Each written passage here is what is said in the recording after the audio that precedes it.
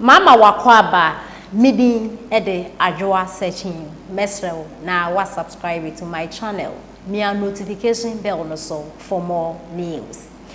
Ebusuafo Sofo Opambour eye Sofo Ebeneza ede ensem bia betudwa. Na ode ensem no ebetudwa no Ghana fo bia man reply. Ensem a Ghana fo e kano.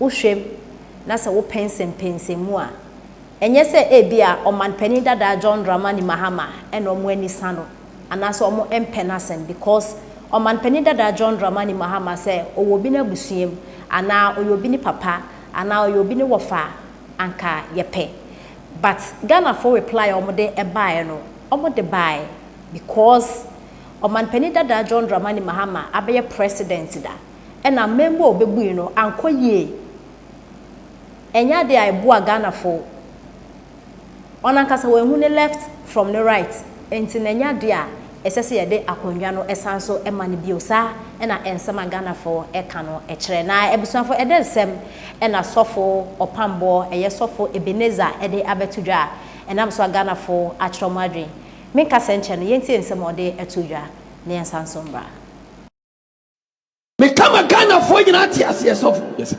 Ghana ha medical kandada na me kambia yes sir MPP for pa omonfa wan kura megina abana ye ba beto no one say one e begina MPP o egosi hwe kais nations prophet egosi hwe ma MPP for akonwa no onyame dia ma ndisi for dada nations prophet eti Ghana dia ye to abana ya amamre kwanso a eda ho enti ye to abana that's right ne dia afuna asam ye wura mama asansan bi kais ne mum say ye to abana ma abana said return 1 pp amamu mu dia anya dia besi wo Ghana the nation prophet 2024 guys me na me catch now my god dey bia me kan kase bebo na me yi na dia mo ma bi ka kan dada afia shase na me sa kan biem dia Sofo bia kan bi obi anya din abana ya to bia ye mu bonwie dia dia konya na me ye wura mama the nation prophet one this is the anuntina me ta kase ababio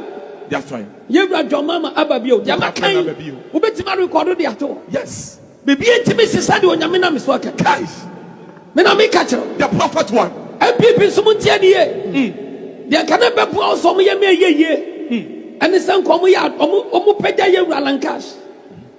You ralan cash. Na say you ralan cash. Omne obo bia nya na dwen. So obi baby ni abano. Presidential candidate no. Amana sabia song wabinya baby agena asapa na mekan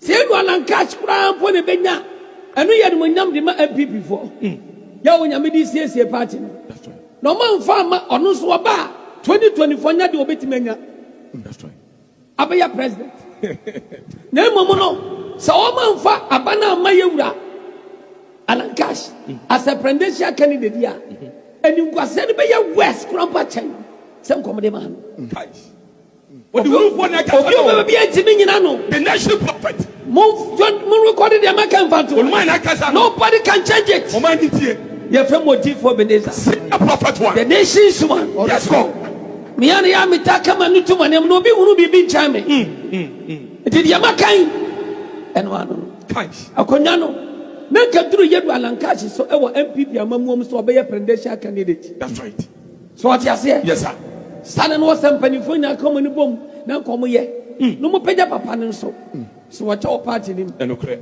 na enam sa amasa ni nti sa eba sa ono kra no oba as presidential candidate ye to aba ono no kra no anya do betime tu eru amama 2024 guys akonya ne eru amama onyame da di ama nation prophet waso one samra na me nyu papa wa nyu metos na mon san nya fo francis amo Ghana ebusuafo ye nyina yate ensem a Sofo Ebeneza ede atudwa na Opambour asema waka no yate but enye no kware trading ampo yankopon ohwe yensu enya de obema no man pani dada John Dramani Mahama wa beye president nti waka but Ghana for yemfa anything oseden oman pani dada John Dramani Mahama embra na ombetwa amemu papa obu ene so na Sofo Opambour ena Ghana fu bia mo pese oman panyin dada John Dramani Mahama ebeye president no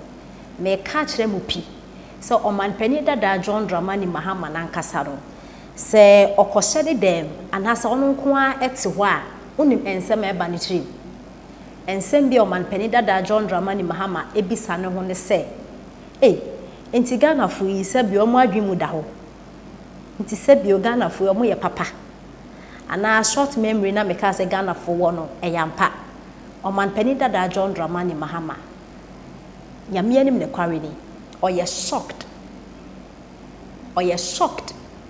se ote se Ghana fu bi ka se oman pani dada John Dramani Mahama no onsanso be president but me gina ka se oman pani dada John Dramani Mahama se 2024 nyame ya adom na yetenkwem ne nyame de yen kwa kyeye na yeto aba na oman pani dada John Dramani Mahama etumi enwini as Ghana president. I am saying it here. Say enya dia Ghana ebeye bi wende anase ochina. Me wo video bi asofo bi eka se ensesa wo ye Ghana nya odo wano eka se Ghana beye Ghana enyeye cause kasa enya dia eye.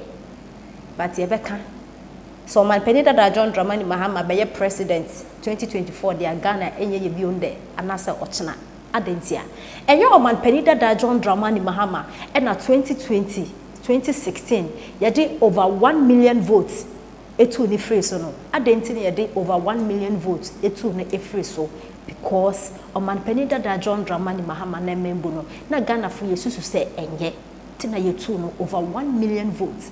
Inti se yesu so man pani dada John Dramani Mahama enye na NPP fo abana so mo failure. O man pani dada John Dramani Mahama eye auction ana.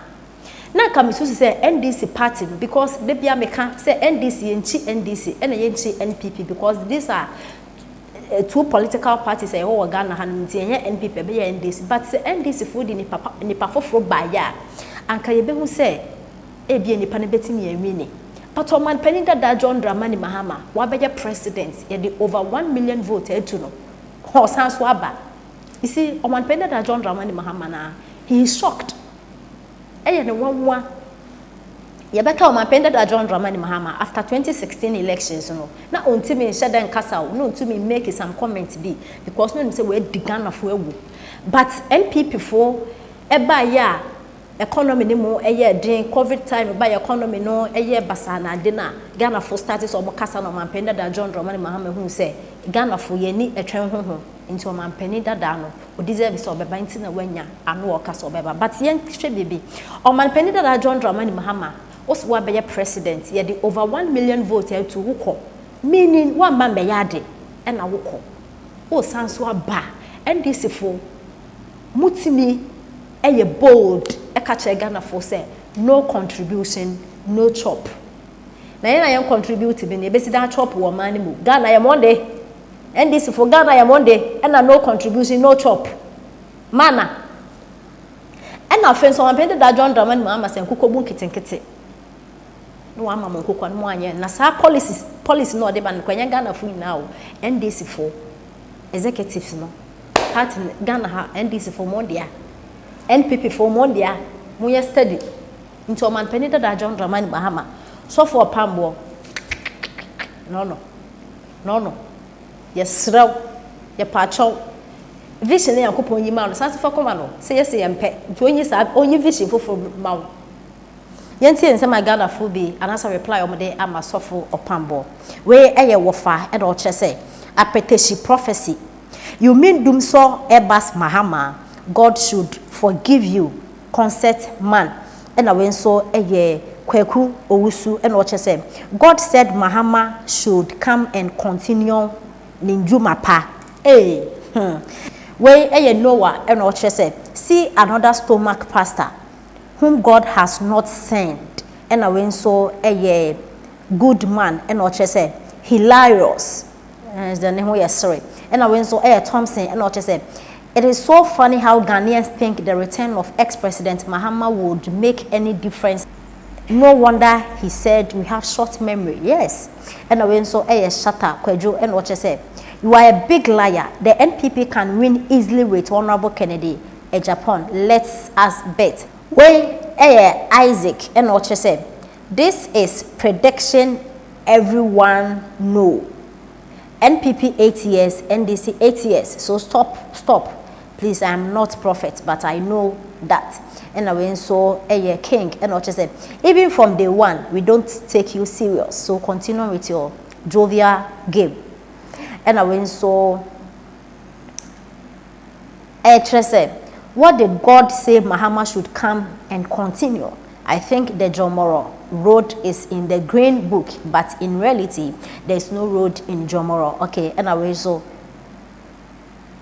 that hene not just say never again will John Mahama be president. He is not the only sensible person in Ghana. What at all can he do in 4 years? Into no any and send me break and I Ghana for aka and I saw ama Sofo Opambour as reply ever brother and same way ebetu Ghana.